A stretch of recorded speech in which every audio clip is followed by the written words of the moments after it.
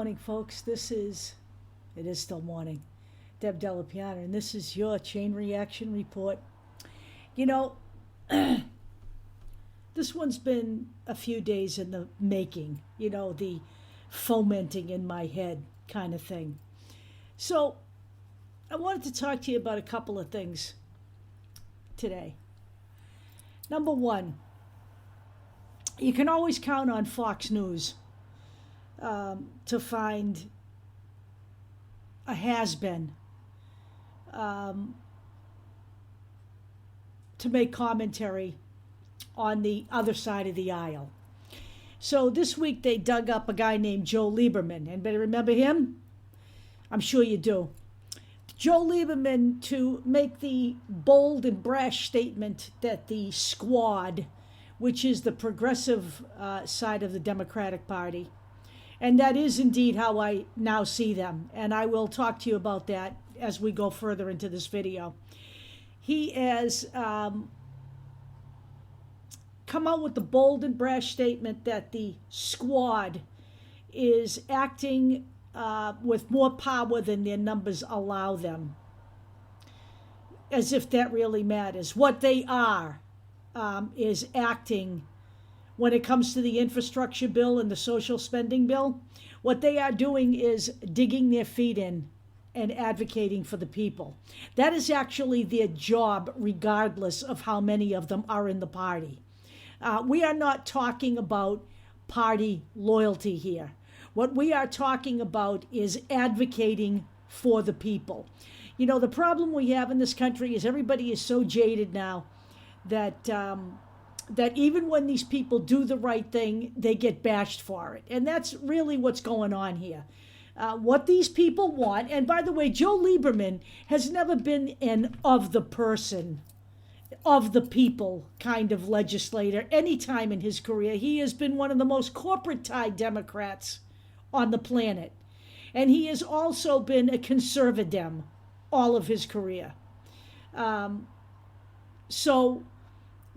reason he gets picked for vice president positions is to appease the other side of the party, quite frankly. Simply the way, JFK selected Lyndon Johnson. Okay? JFK did not like Lyndon Johnson, and Lyndon Johnson didn't like the Kennedys. That was a marriage of political convenience. Well, that's what it was with Gore and Lieberman, too. So Fox News digs up this has-been to come out and make a bold proclamation. The guy hasn't been heard from for 3 years, at least. And suddenly he's got his pulse on the Democratic Party. So not only is this a, chain reaction report, it's a shut the fuck up in sort of a different form. So Joe Lieberman, can shut the fuck up. Fox News can always shut the fuck up. They never have anything worthwhile to say. And then, so let me explain to you what's going on here. The progressive wing of the Democratic Party is holding up the infrastructure bill until they can be assured completely that they can pass the social spending bill to the level it needs to be passed at. And they have committed to passing the infrastructure bill as long as they can pass the infrastructure bill and the social spending bill together. So that, no, you're not going to separate these two things and put one thing off, which is always the one that benefits the people. It always gets put off, and then it never fucking happens. So what you have here is a group of people who have dug their heels in and challenged the powers that be. And that is what they are elected to do. Whether you like to hear this or not, I don't really give a fuck anymore, because I don't really give a shit what you think of me. I'm going to tell you what brought me back around to this thinking as we move down the pike here. Number two, right now, we have a former president, and I want to make it clear that he's a former president, trying to obstruct the January 6th Commission to keep them from getting his phone call notes and meetings, meeting notes leading up to the insurrection on January 6th of 2021. You know, all I keep hearing is from the right is, well, you know, if you're innocent, then you shouldn't have a problem. Well, you know, the same applies to you. If you're innocent, you shouldn't have a problem. If you're innocent, Mr. Trump, turn over the fucking material. If you're innocent, you won't find anything there. I don't think anybody has actually gone after Donald Trump or tried to victimize Donald Trump. I don't see Donald Trump as a victim, okay? I see him as a guy who's getting away with crimes every single fucking day. He's a fucking criminal element. His whole family is a family full of grifters, and he surrounds himself with criminals, shitbags, and questionable people of questionable character 24/7. There's no question about it. I don't know how you can deny it. I don't know how you can listen to his bullshit when he tells you he didn't know Jeffrey Epstein. I don't know how you can listen to that shit. The evidence out there points to the exact opposite. He is not assured of any privacy when he is being investigated for trying to incite a coup. That is exactly what happened that day. This was not just a one-off. This was not just something that wasn't planned, that just kind of organically happened on the streets. That is not what happened here. There is already ample evidence of that.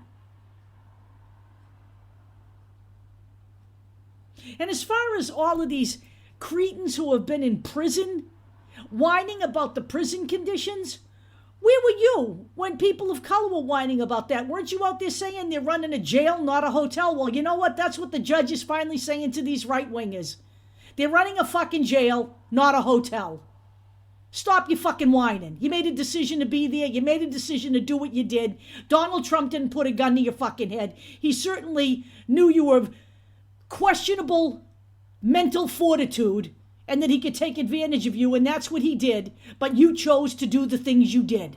Live with it. Stop whining. So I've come full circle on all of this. And I've come full circle on all this because I realized that a lot of the shit I was looking at and believing in, when I went and looked for the facts that backed them, there weren't any.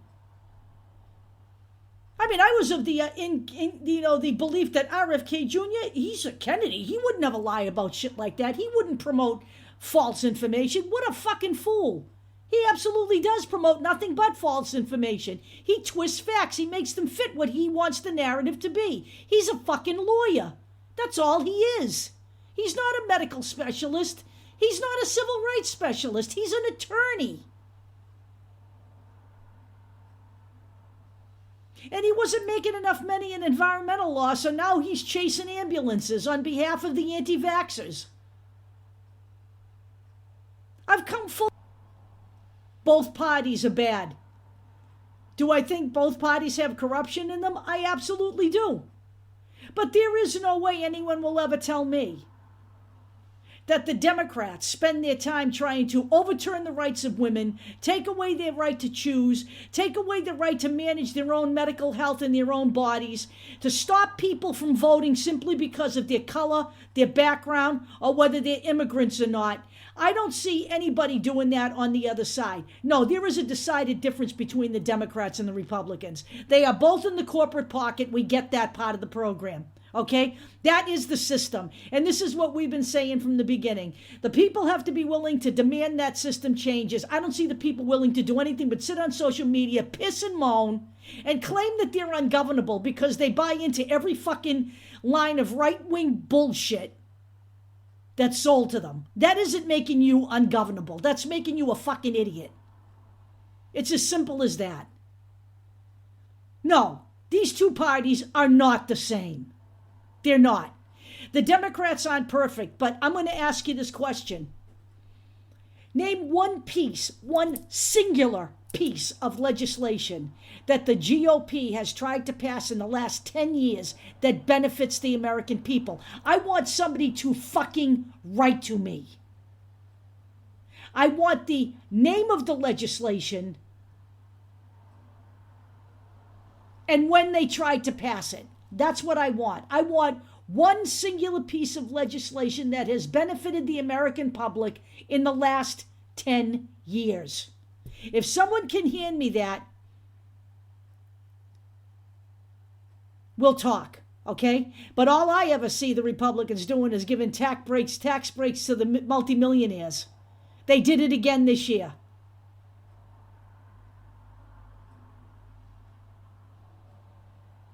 I'm sorry, they did it again under Trump, okay? I'm sorry, they didn't do it again this year because they're not in power right now. I got it, sorry, my mistake. They did it again under Trump. That's all he accomplished in his time in office, aside from oppressing trans people, women, stacking the Supreme Court so that minorities don't have a fucking chance, and that corporate power is assured. And spreading the lie about the election being stolen. Those are the accomplishments of the Trump administration, as far as I can see. I'm tired of hearing the narrative that both parties are the same. They are not. They are not. And I'll tell you another thing. The popular narrative that the government's evil and the people are all good, that's out the window too.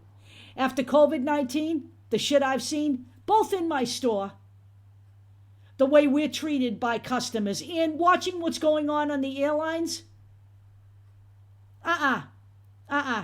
See, I made a decision late last year that direct democracy was out for me. I was no longer willing to turn the government over to the people. I don't see any fucking logical reason to do that. I don't even see the people participating in government. So to think that they're going to write my legislation, I don't think that would happen. And if they do write the legislation, here's what I think. The left wing would be sleeping somewhere under a bridge, and the right wing would be writing all the fucking legislation, because they're much more determined than the left. The left just likes to jump on the bandwagon and parrot the narrative. It's easier for them. No. When I got a load of some of the people I was actually working with on the side and listened to their bullshit, I decided I didn't want to be associated anymore. I have no reason to unite with the right wing. I will not ever unite with the right wing. I will never declare myself anything but anti-right wing for the rest of my life. I never have actually been on the right side. And I have never seen how the right and the left can possibly peaceably live together when the right spends its time trying to determine how other people should live, because they simply don't understand that what people choose to do with their personal lives is none of their fucking business. And while we're at it, Donald Trump needs to be prevented from running for office again. He needs to be a subject of this January 6th investigation. He is no longer a sitting president. He should be required to testify.